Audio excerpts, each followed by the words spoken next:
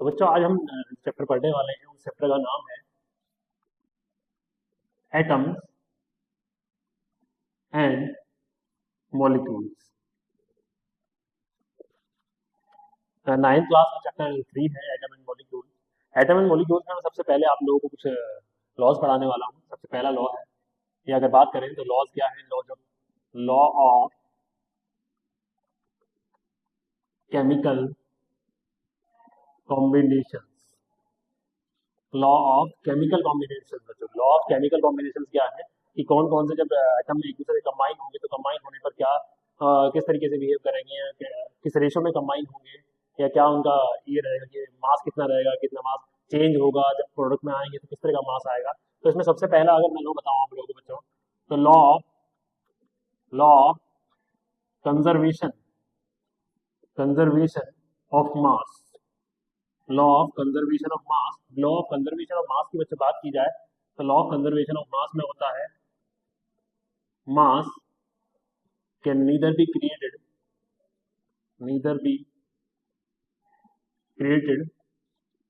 nor be destroyed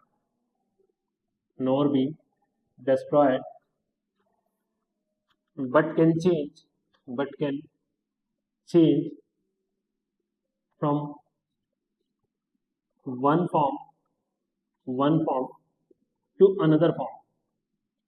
एक form से दूसरी फॉर्म में चेंज किया जा सकता है, ऐसा होता है लॉ ऑफ केमिकल कॉम्बिनेशन मतलब मास कंजर्वेशन का। मैं मास कंजर्वेशन में आप लोगों को एग्जांपल बताता हूँ बच्चों। जैसे कार्बन है, कार्बन का एटॉमिक मास 12 होता है बच्चों। ऑक्सीजन है, ऑक्सीजन का 16 होता है। मैंने O2 मिलाया, 2 ऑक्सीजन मिलाया तो इसका मतलब 2 इंटू 16 दैट इज 32। यहाँ 12 है, यहाँ 32 है, ठीक है। तो दोनों मिलकर अगर मास देखा जाए कि कितना मास था स्टार्टिंग में, 12 ग्राम ये था और 32 ग्राम ये था, तो ये हो गया बच्चों 44 ग्राम। अब जैसे ही कंबाइन होते हैं तो CO2 गैस बनाते हैं। CO2 गैस मतलब 12 ग्राम फिर से कार्बन और 32 ग्राम फिर से ऑक्सीजन, तो टोटल मास कितना आ गया बच्चों, 44 ग्राम आ गया। ये law of conservation of mass को डिफाइन करता है बच्चों। लॉ ऑफ केमिकल कॉम्बिनेशन की अगर बात कर रहे थे हम लोग, law of chemical combination, law of chemical combination में हम लोग बात कर रहे थे तो मैंने आपको पहला जो लॉ पढ़ाया था वो था conservation of mass. Second one is law of constant proportion. Law of constant proportion, law of constant proportion किस बात को डिफाइन करता है बच्चों कि जब भी दो एलिमेंट एक दूसरे के साथ कंबाइन होते हैं तो कंबाइन होने पर क्या होता है कि जो उनका रेशो होता है कॉम्बिनेशन में, मेथड कुछ भी हो प्रिपेयरिंग का, कोई भी मेथड हो, तो मेथड प्रिपेयर कराने के लिए हम लोग अगर बात की जाए कि मेथड ऑफ प्रिपरेशन कुछ भी हो, लेकिन उनका मास का जो रेशो रहता है वो हमेशा कांस्टेंट रहता है। जैसे मैं आपको एक एग्जांपल बता देता हूँ, कार्बन है, कार्बन के साथ O2 आप लोगों ने रिएक्शन कराई है, ठीक है, कार्बन की बॉन्डिंग, तो ये हो गया CO2। अब बच्चों इसमें अगर देखें तो 12 ग्राम तो ऑक्सीजन कार्बन है और 32 ग्राम क्या है, ऑक्सीजन है। 4 3 जा 12, 4 8 जा 32, तो 3:8 आता है। तो स्टार्टिंग ये एक मेथड अलग है, मैंने कहा कोई बात नहीं। Calcium carbonate CaCO3, calcium carbonate है, कैल्शियम कार्बोनेट। अगर मैं इसको हीट करता हूं तो हीट करने पर मुझे ये देता है कैल्शियम ऑक्साइड प्लस CO2। अच्छा बच्चों, एक ये CO2 बना है, एक ये CO2 बना है। कार्बन इसमें भी कितना है, 12 ही ग्राम है, और ऑक्सीजन कितना है, 32 ग्राम। तो फिर से रेशो कितना आएगा, 3:8।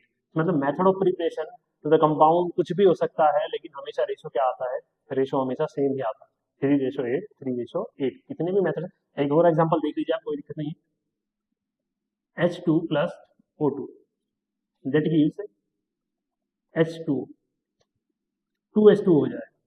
2H2 मतलब ये हाइड्रोजन, हाइड्रोजन देखिए इस कंपाउंड में देखिए 2 ग्राम हाइड्रोजन है बच्चों, 16 ग्राम ऑक्सीजन है। ऑक्सीजन का मोलर जो मोलर मास होता है वो कितना होता है, वो 16 होता है। तो रेशो जो आएगा वो रेशो आएगा बच्चों, ये आ जाता है 1:8 आ जाता है। सिमिलरली ऐसे ही मैं क्या करता हूँ, कैल्शियम हाइड्रोक्साइड को लेता हूँ, OH को hold point calcium hydroxide. Calcium hydroxide को जब मैं हीट करता हूँ, ये हीट का सिंबल है बच्चों, हीट करता हूँ तो ये कंपाउंड बनाता है कैल्शियम ऑक्साइड प्लस H2O। ये मेथड अलग है, लेकिन रेशो अगर देखेंगे तो रेशो 2:16 यहाँ भी आ रहा है, दैट मीन 1:8 ही आएगा। कुछ क्वेश्चन देखते हैं अभी। एक क्वेश्चन है बच्चों मेरे पास, मैं अगर आपको पढ़ के बताऊं, 12 gram magnesium burns with oxygen to form 20 gram magnesium oxide. इसका मतलब 12 ग्राम जब मैग्नीशियम को हम लोग बाइंड करते हैं तो 20 ग्राम मैग्नीशियम ऑक्साइड बनाता है। एक्सपेरिमेंट नंबर 1 में। दूसरे एक्सपेरिमेंट की अगर बात करूं तो 6 gram magnesium burns with oxygen to make 10 gram magnesium oxide. अब आपको शो क्या करना है, show that the result obey the law of constant proportion. ये कांस्टेंट प्रोपोर्शन के लॉ को जो है वो भी करता है। कांस्टेंट प्रोपोर्शन बताना है कि जो लॉ को ओबे करता है कि नहीं करता है, ओबे यस और नो करेगा। अब अगर बच्चा देखो करना क्या है इसमें, यह है कि मैं अगर यहाँ से दोनों एलिमेंट का रेशो निकालूं और वो रेशो इस एलिमेंट के रेशो को इक्वल आ जाए तो ऑब्वियस सी बात है कि लॉ को क्या करता है, ओबे करता है। सबसे पहले यहाँ देखिए आंसर देखिए, 12 ग्राम जो है मैग्नीशियम, 12 ग्राम Mg है। यह मैग्नीशियम ऑक्साइड है, मुझे ऑक्सीजन का मास निकालना होगा। ऑक्सीजन कितना होगा भाई साहब, ऑक्सीजन का मास होगा पूरा magnesium oxide minus magnesium 12 gram, that is कितना आ जाएगा, 8 ग्राम आ जाएगा बच्चों। यहाँ मैग्नीशियम और ऑक्सीजन का मैं रेशो कर देखूँ तो ये रेशो कितना आएगा, मैग्नीशियम कितना है 12 रेशो 8, 4 3 जा 12, 4 2 जा 8।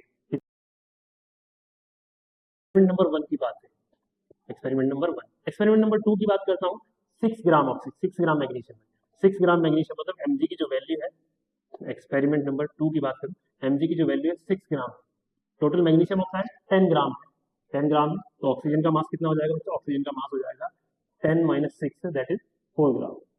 तो अगर रेशो देखा जाए मैग्नीशियम का रेशो अगर ऑक्सीजन से देखा जाए तो ये आता है 6:4, 6:4 आ जाता है बच्चों। तो मैं अगर 2 3 जा ये और 2 2 जा 4 तो दैट इज 3:2 आता है। अच्छा 3:2 आ रहा है, सॉरी यहाँ 3:2 आएगा, ये भी 3:2 आएगा, 4 2 जा 8 आएगा, 3:2 आएगा और ये भी 3:2 ही आएगा बच्चों। दोनों में क्या आएगा, वैल्यू सेम आएगी। तो इसका मतलब ये ओबे करता है, यस। अच्छा लॉ ऑफ कांस्टेंट प्रोपोर्शन पे एक और क्वेश्चन है, देखिए एक्सपेरिमेंट, एक एक्सपेरिमेंट फर्स्ट एक्सपेरिमेंट है, 12 gram copper oxide was reduce to 12 gram copper. कितना कॉपर बनाता है, 12 ग्राम कॉपर बनाता है। उससे रिड्यूस करके हम लोग जब उसको रिड्यूस करते हैं, कॉपर ऑक्साइड को रिड्यूस करते हैं किसमें, कॉपर में रिड्यूस करते हैं, 12 ग्राम बनाता है पहली बार। दूसरे एक्सपेरिमेंट में क्या होता है, 20 ग्राम कॉपर ऑक्साइड होता है, उसको रिड्यूस करके हम लोग 16 ग्राम कॉपर बनाते हैं। अब इसमें हम लोगों को देखना है कि ये जो क्वेश्चन है या ये जो दोनों एक्सपेरिमेंट है ये किसी को लॉ ऑफ कांस्टेंट प्रोपोर्शन को ओबे करते हैं कि नहीं करते हैं। तो बच्चों आंसर पहले वाले में देखें हम लोग, एक्सपेरिमेंट नंबर 1 लेते हैं। एक्सपेरिमेंट नंबर 1 की मैं बात करूं तो 15 ग्राम कॉपर ऑक्साइड है। अगर मैं बात करूं इसमें कॉपर जो है, कॉपर मेरे पास 12 ग्राम है और कॉपर ऑक्साइड जो है वो कितना है 15 ग्राम। तो अगर कॉपर की बात, ऑक्सीजन की बात की जाए तो ऑक्सीजन कितना आ जाएगा बच्चों, ऑक्सीजन आएगा 15 minus 12 that is 3 gram, sorry 3 ग्राम आ जाएगा। तो copper ratio of copper and oxygen कितना आएगा भाई, ratio of copper and oxygen 12:3 आ जाएगा, 3 4 जा 12, तो ये आ जाएगा 4:1 आ जाएगा। एक्सपेरिमेंट नंबर सेकंड देखते हैं बच्चों। एक्सपेरिमेंट नंबर अगर सेकंड देखें तो सेकंड में मैं बात करता हूँ कि कॉपर जो है, कॉपर ऑक्साइड जो है, कॉपर ऑक्साइड 20 ग्राम है। कॉपर कितना निकलता है इसमें से, 16 ग्राम कॉपर निकल जाता है। तो ऑक्सीजन कितना आएगा बच्चों, 20 माइनस 16 4 ग्राम आ जाएगा। अगर मैं रेशो की बात करूँ कॉपर का, तो copper ratio oxygen that is nothing 16:4, ये आ जाएगा 4 4 जा 16, 4:1 आ जाएगा। तो बच्चों जितना रेशो एक्सपेरिमेंट नंबर 1 में था उतना ही रेशो एक्सपेरिमेंट नंबर 2 में भी आ रहा है। तो इसका मतलब ये उसको जो लॉ ऑफ कांस्टेंट प्रोपोर्शन है उसको ओबे करता है।